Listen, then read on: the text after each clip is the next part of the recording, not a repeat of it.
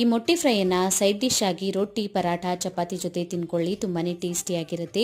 Recipe ಕೂಡ ತುಂಬ simple ಆಗಿದೆ. ಮೊಟ್ಟೆಯನ್ನು ಸ್ವಲ್ಪ ಉಪ್ಪನ್ನು ಹಾಕ್ಕೊಂಡ್ಬಿಟ್ಟು ಬೇಯಿಸೋದಕ್ಕೆ ಇಡ್ತಾ ಇದ್ದೀನಿ. ಮೊಟ್ಟೆ ಬೇಯೋವರೆಗೂ ಮಸಾಲೆಯನ್ನು ಹುರ್ಕೊಳ್ಬೇಕು. ಧನಿಯಾ ಕಾಳು, ಜೀರಿಗೆ, ಕರಿಮೆಣಸು ಕಾಳು, ಕೆಂಪು ಮೆಣಸಿನ್ಕಾಯಿ, ಕರಿಬೇವು ಸೊಪ್ಪನ್ನು ಹಾಕ್ಕೊಂಡ್ಬಿಟ್ಟು ಹುರ್ಕೊಂಡಿದ್ದೀನಿ. ಈಗ ತಣ್ಣಗಾಗಿದ ಮೇಲೆ ಮಿಕ್ಸಿ ಜಾರಿಗೆ ಹಾಕ್ಕೊಂಡ್ಬಿಟ್ಟು ರುಬ್ಕೊಳ್ಳಿ. ಮೊಟ್ಟೆಗಳ ಸಿಪ್ಪೆಯನ್ನು ತೆಕ್ಕೊಂಡ್ಬಿಟ್ಟು ಈ ಥರ ರೌಂಡ್ ಶೇಪ್ನಲ್ಲಿ ಕಟ್ ಮಾಡ್ಕೊಂಡಿದ್ದೀನಿ. ಈಗ ಒಂದು ಪ್ಯಾನನ್ನು ಬಿಸಿ ಮಾಡಿ ಇದಕ್ಕೆ ಎಣ್ಣೆಯನ್ನು ಹಾಕ್ಕೊಂಡಿದ್ದೀನಿ. ಎಣ್ಣೆ ಬದಲಿಗೆ ನೀವು ಬೆಣ್ಣೆನೂ ಹಾಕ್ಕೊಳ್ಬೋದು. ಕಟ್ ಮಾಡ್ಕೊಂಡಿರುವಂತಹ ಮೊಟ್ಟೆ ಪೀಸಸನ್ನು ಈ ರೀತಿಯಲ್ಲಿ ಇಟ್ಕೊಂಡ್ಬಿಟ್ಟು ಮೇಲ್ಗಡೆಯಿಂದ ಸ್ವಲ್ಪ ಉಪ್ಪನ್ನು ಹಾಕ್ಕೊಳ್ಳಿ. ಖಾರದ ಪುಡಿಯನ್ನು ಹಾಕ್ಕೊಂಡಿದ್ದೀನಿ. ನಾವು ರುಬ್ಕೊಂಡಿರುವಂತಹ ಮಸಾಲೆಯನ್ನು 1 ಟೇಬಲ್ ಸ್ಪೂನ್ ಅಷ್ಟು ಹಾಕ್ಕೊಳ್ಬೇಕು.